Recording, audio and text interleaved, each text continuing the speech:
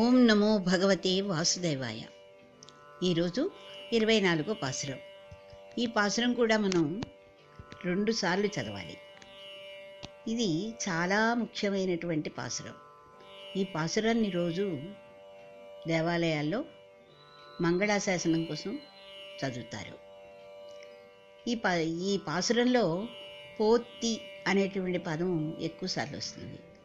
పోత్తి అంటే ఏంటంటే మంగళాశాసనం అని అర్థం. సంస్కృతంలో, తెలుగులో మంగళమును కోరుట.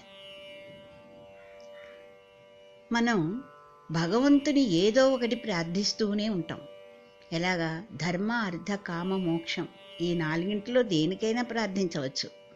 అంటే ధనం, జ్ఞానం, శాంతి, ఆరోగ్యం మొదలైన వాటి కోసం. మనుషుల్లో 4 రకాలు ఉంటారటండి. 4 రకాల మనుషులు ఉంటారట మనస్తత్వం. ఎలాగంటే అల్పమైనవాడు, సామాన్యుడు, మంచివాడు, ఉత్తముడు అని.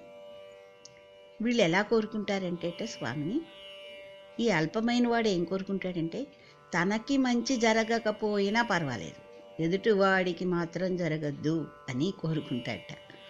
ఇంకా రెండవ వాడు ఏమని కోరుకుంటాడంటే తాను మంచిగా బ్రతకాలి, ఎదుటివాడికి కూడా మంచిగా బ్రతకాలి, నేను ఇంకొంచెం ఎక్కువగా ఉండాలి అని రెండో వాడు కోరుకుంటాడు.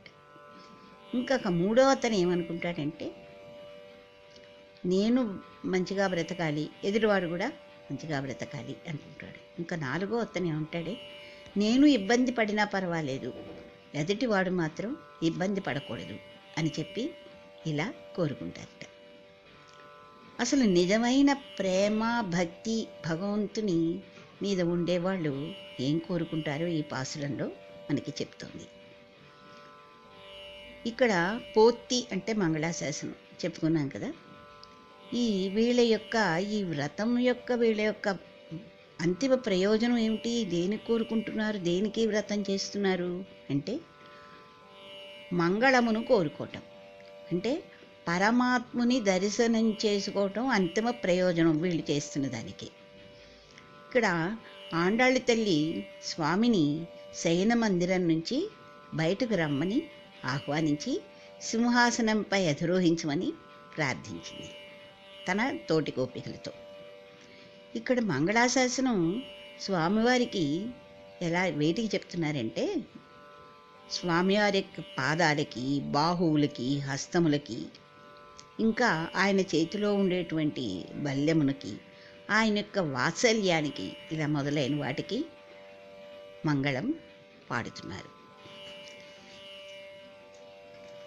స్వామి ప్రవృత్తి చేసిన వారికి పరమ సులభుడు పరమాత్మ. ఆశ్రితులకి కొంగు బంగారమే. గోపికలంతా తన తిరుమాళిగ నుంచి వీరసింహం వలె నడిచి వచ్చి సింహాసనాన్ని అధిష్ఠించమని కోరినట్లే స్వామి చేశాడు గోపికల కోసం. స్వామి యందు భక్తులకు ప్రేమ అధికమైనప్పుడు భక్త సులభుడైన వాడు స్వామి, వారు ఏది చెప్తే అదే చేస్తాడు కదా. అలా సింహగమనంతో వచ్చిన స్వామిని చూచిన గోపికలు, అయ్యో స్వామిని ఇంత దూరం నడిపించామే, ఆయన పాదాలు ఎంత కందిపోయాయో, ఆ స్వామికి ఎంత శ్రమ కలిగిందో అని ఆందోళన పడి అత్యంత భక్తి ప్రవృత్తులతోనూ వాత్సల్యంతోనూ స్వామి పాదాలకి మంగళాశాసనం చేయడానికి సిద్ధపడ్డారు. తాము వచ్చిన పనిని మర్చిపోయారు. స్వామి దివ్యమంగళ విగ్రహాన్ని దర్శించిన ఆనందంతో గోపికలు, ఆండాళ్ళు వీళ్ళందరూ మంగళాశాసనం పాడారు ఈ పాసురంలో. పాసురం: அன்று உலகமளந்தாய் ஆடிப்போத்தி, சென்ரங்கு தெல்லங்காய் செத்தாய் திரள் போத்தி, பொன் ரச்சகடமுதிர்த்தாய் புகழ் போத்தி, கன்று குடிலாயிருந்தாய் களல் போத்தி, குன்று குடையாவுடுத்தாய் குணம் போத்தி, வென்று வகை கெடுக்கும் நின் கையில் வேல் போத்தி, என்றுன் சேவகமே ஏத்திவரை கொள்வான், இன்றியாம் வந்தோம் ఇరంగేలోరెంబావాయ్. ఇక్కడ ఈ పాసురం యొక్క భావం చెప్తాను.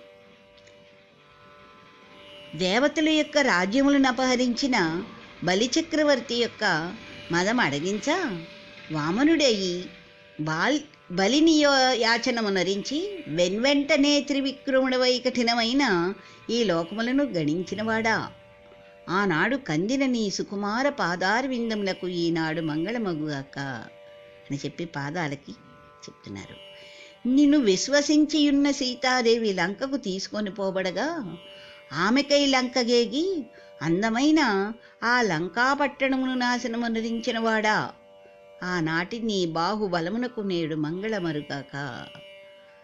ఇక్కడ బాహువులకి నీడ కొరకై ఉంచబడిన శకటముపై అసురుడు ఆవేశించినప్పుడు ఆ శకటాసురుని కీళ్ళు ఊడిపోవునటుల పాదములు జాపి తాకించిన నీ యొక్క కళ్యాణ గుణ కీర్తికి మంగళమరుగాక.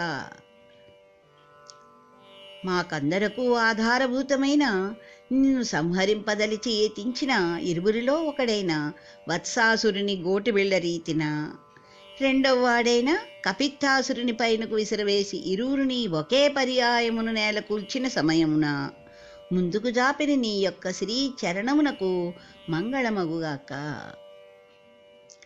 ఇంద్రుడు ఆగ్రహమున రాళ్లను వర్షించగా వాటి నుండి గోపాలను రక్షించుటకు సమీపమందున్న పర్వతమునొకదానిని ఎత్తి ఛత్రముగా పెట్టి రక్షణమునరించిన నీ వాత్సల్యమునకు మంగళమగుగాక.